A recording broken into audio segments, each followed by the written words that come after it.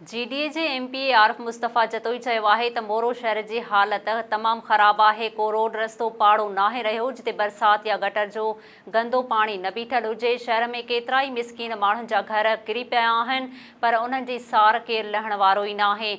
SS news जे reporter Parvez टांडियो मूजिबि बरसात खां पोइ मोरो शहर जी सूरत हाल खे ॾिसण ऐं अवामी मसइलनि खे ॿुधण लाइ तालके मोरो जे तक पीएस छटीह जे जीडीए एमपी आरिफ मुस्तफ़ा ख़ान जतोई मोरो पहुतो, जंहिं मोरो शहर मां निकिरंदड़ गंदे पाणी जे ठहियल तलाउनि जो मुआयनो कयो ऐं उते मौजूदु माण्हुनि खां पुछा ॻाछा कई।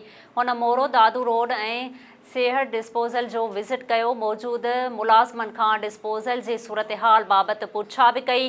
रहवासियुनि ऐं दुकानदारनि पारां पाणी निकाल न थियण ऐं सफ़ाई न हुजण जूं दाहूं कयूं वयूं। हू सिविल अस्पताल मोरो पहुतो त मौजूदा मरीज़नि ऐं उन्हनि सां गॾु ईंदड़ वारसनि पारां दवाउनि तोड़ी सिहत जी सहूलियत न हुजण जी शिकायतुनि जा अंबार लॻाए छॾिया ऐं एमपीए तालके अस्पताल एमएस डॉक्टर मोहम्मद यासीन बिलाल खे दवाउनि जी मालूमात वरिती खे सरकारी अस्पताल जे स्टोर जो विज़िट करायो वियो।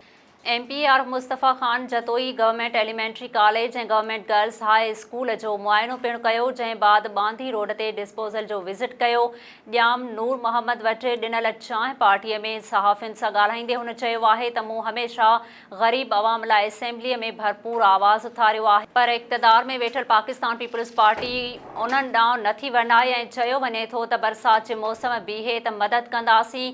ही सिर्फ़ु खाइण आया आहिनि, हुननि खे अवाम जी का बि परवाह नाहे। उन मौक़े ते अब्दुल्ला ख़ान कोराई, मंसूर जतोई, मोहम्मद हाशिम नौल, राजा जीएम कोराई, बदरुद्दीन मेमण, सूमर सोलंगी, वॾेरो जहांगीर सोलंगी, ग़ुलाम अब्बास साबकी, ग़ुलाम हुसैन सोलंगी ऐं ॿिया पिणु मौजूदु हुआ।